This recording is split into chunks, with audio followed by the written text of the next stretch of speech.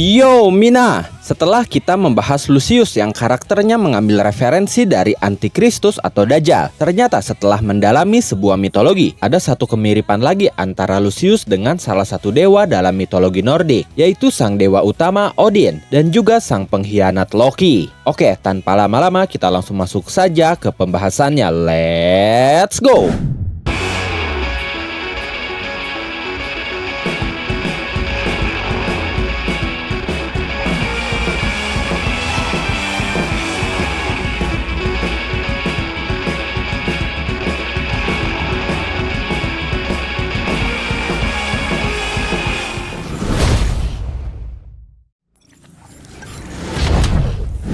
Kisah Odin ini menarik dan cukup sederhana, bahkan sudah banyak sekali diadaptasi atau menjadi referensi dalam sebuah manga, anime, ataupun sebuah film. Kenapa saya merujuk kepada sosok Odin? Alasannya karena jika kita perhatikan dan ingat kembali, akan ada beberapa kesamaan dari Odin dengan antagonis utama Black Clover saat ini, bahkan dalam kedua bentuknya, baik sebagai Julius Novachrono atau sebagai Lucius Socrates. Odin sendiri adalah dewa paling bijaksana dan paling berkuasa dalam mitologi Nordik. Dia memiliki banyak kekuatan dan kualitas yang membuat orang menghormatinya, bahkan banyak yang meminta bantuan kepadanya. Odin juga dikenal sebagai dewa perang, tapi dia pun memiliki sisi gelap yang sangat menakutkan. Dia sering dianggap sebagai dewa yang kejam dan licik, dikenal karena sering membuat keputusan yang sangat sulit, bahkan sering memberikan hukuman yang sangat keras pada mereka yang melanggar peraturan, juga sebagai dewa kematian. Selain itu, Odin pun memiliki kemampuan untuk bisa mengubah bentuknya dan pergi menjelajahi dunia. Nah, kita sudah tahu pasti, Julius pun melakukan hal yang sama. Dia bisa mengubah bentuk atau wujudnya menjadi nenek-nenek dan menjelajah dalam batas-batas kerajaan Clover. Julius pun kini sudah terungkap memiliki sisi gelap, atau bisa dikatakan juga alter ego yang sangat berlawanan dengan sisi baiknya, yaitu Lucius Socrates. Kemudian Odin pun memiliki dua burung gagak yang selalu menemaninya. Burung gagak itu bernama Hugin dan Munin, yang memiliki arti pikiran dan ingatan. Ya, memang Julius atau Lucius tidak memiliki burung gagak yang menemaninya. Tapi jika kalian perhatikan dengan seksama, Julius memiliki seseorang yang selalu menemaninya. Dia adalah asisten atau tangan kanan kaisar sihir langsung, yaitu Marx Francois. Kalian pasti bertanya-tanya, apa miripnya Marx dan burung gagak Odin? Jika hanya disamakan dari tugasnya yang menemani saja, tentunya itu tidak bisa untuk disetarakan. Ya, jika melihat wujud dan tugasnya memang tidak sama. Tapi tadi saya jelaskan, nama dari burung gagak Odin adalah Hugin dan Munin yang berarti pikiran dan ingatan. Dan apakah kalian tahu, Marx memiliki sihir yang berkaitan dengan ingatan dan pikiran. Marx bisa melihat ingatan dan pikiran seseorang dengan sihirnya. Dia pun bisa memanipulasinya, terutama dalam proses menginterogasi musuh untuk mendapatkan informasi.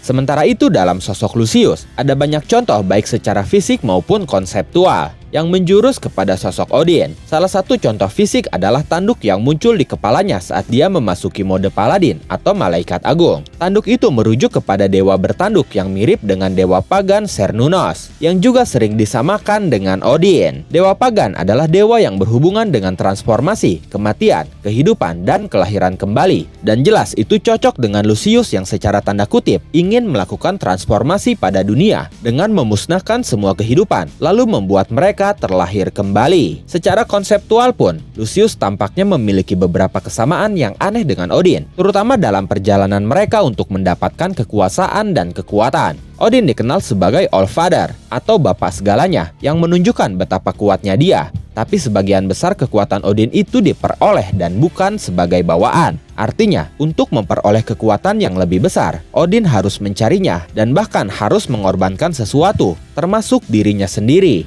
Ini mungkin terdengar aneh, tapi sebenarnya hal seperti ini adalah sesuatu yang populer dan wajar dalam ilmu hitam. Odin dikatakan memanjat dan menggantungkan dirinya sendiri di pohon dunia atau pohon Yggdrasil. Dia berada di pohon itu selama 9 hari 9 malam, sebagai bentuk pengorbanan demi memperoleh pengetahuan tentang rune atau sistem tulisan magis yang memiliki kekuatan besar. Odin sendiri dikenal juga sebagai dewa kebijaksanaan, yang membuatnya selalu haus akan lebih banyak pengetahuan dan dia mengetahui bahwa rune menyimpan kekuatan magis beserta rahasia alam semesta. Tapi rune tidak bisa diperoleh dengan mudah. Seseorang harus membayar harga besar untuk memahaminya. Odin memilih untuk mengorbankan dirinya sendiri. Dia menusuk dirinya dengan tombaknya sendiri dan menggantung di pohon Yggdrasil tanpa makan atau minum, menderita selama 9 hari dan 9 malam. Tindakan ini adalah ritual simbolis pengorbanan diri untuk memperoleh pencerahan. Selama waktu itu, dia mempelajari kata-kata harfiah alam semesta yang keluar dari pohon dunia yang dikenal sebagai rune tadi. Kata-kata itu mudah dibentuk, tapi tidak bisa dipatahkan. Kata-kata yang diucapkan menjadi mutlak, dan inilah yang membuka jalan baginya untuk menjadi bapak segalanya atau Allfather. Sementara Lucius pun melakukan hal yang sama. Dia bahkan mengorbankan alter egonya sendiri, yaitu Julius Novachrono untuk mencapai tujuannya. Tidak hanya Julius, dia mengorbankan ketiga adik-adiknya hanya demi mendapatkan kekuatan sihir mereka untuk kelancaran rencananya. Kemudian, salah satu karakteristik utama Odin adalah kemampuannya untuk melihat atau meramal masa depan. Sebuah kelebihan atau kemampuan yang didapatkan lagi-lagi dengan mengorbankan sesuatu, yang kali ini adalah salah satu matanya. Kemampuan seperti itu jelas sangat mirip seperti kemampuan yang dimiliki oleh Lucius. Lucius sendiri mengklaim bahwa dia sudah melihat masa depan terbaik versinya sendiri, dan sejak saat itu dia berusaha untuk mewujudkan dunia yang menurutnya sempurna dalam penglihatannya melalui cara yang saat ini kita kenal sebagai Hari Penghakiman. Odin pun sama, dia mendapatkan ramalan bahwa akan ada kehancuran yang datang ke Asgard. Bedanya,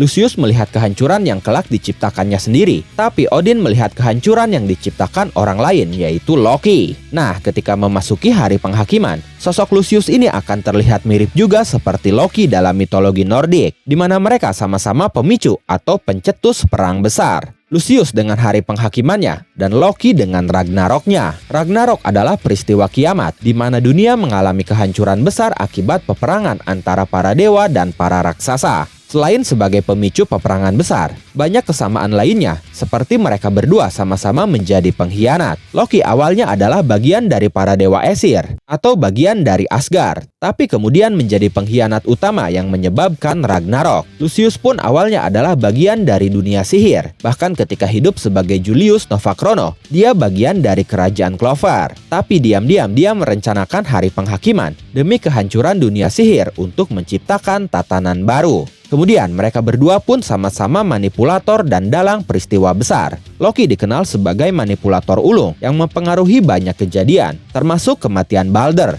yang berakibat terpicunya Ragnarok. Lucius pun sama. Dia adalah manipulator ulung, menggunakan siasat jangka panjang, termasuk menyembunyikan identitasnya dan mengendalikan berbagai peristiwa dari balik layar. Contoh besarnya adalah peperangan kerajaan Spade yang berujung pada Hari Penghakiman. Dan bisa dikatakan juga, Lucius adalah dalang dari kematian Julius. Selain itu, mereka sama-sama membawa pasukan kehancuran. Loki memimpin pasukan dari dunia bawah, termasuk anak-anaknya seperti Fenrir dan Jormungandr dalam perang Ragnarok. Sementara Lucius menciptakan dan membawa paladin beserta malaikat tak berkaki untuk bertarung dalam Hari Penghakiman. Kesimpulannya, karakter Lucius ini ternyata tidak hanya diciptakan dari satu referensi saja, tapi justru dari beberapa referensi, baik itu dalam sebuah kepercayaan ataupun dalam mitologi. Dan hal itu yang membuat karakter Lucius ini menjadi karakter yang sangat menarik karena beberapa sifat, sikap, kekuatan, nasib, takdir, dan tujuan dalam beberapa karakter dijadikan satu dalam karakter yang disebut Lucius Zogratis. Pertanyaannya sekarang, apakah pada akhirnya Lucius akan menemui nasib yang sama seperti Odin atau Loki dalam Ragnarok, yaitu sebuah kematian? Ataukah dia akan menemukan caranya sendiri untuk membelokkan nasibnya? Dalam mitologi Nordik sendiri, Ragnarok bukan hanya kehancuran, tapi juga awal dari dunia baru. Beberapa dewa dan manusia yang bertahan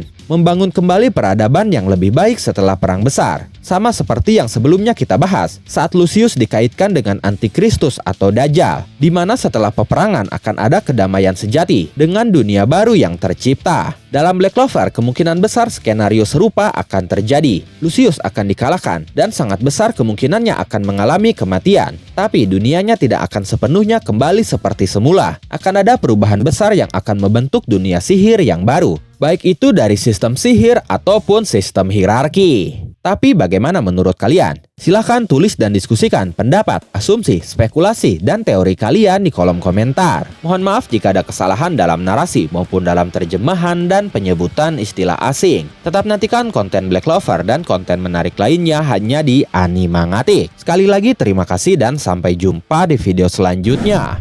愛なんかって退屈を感じ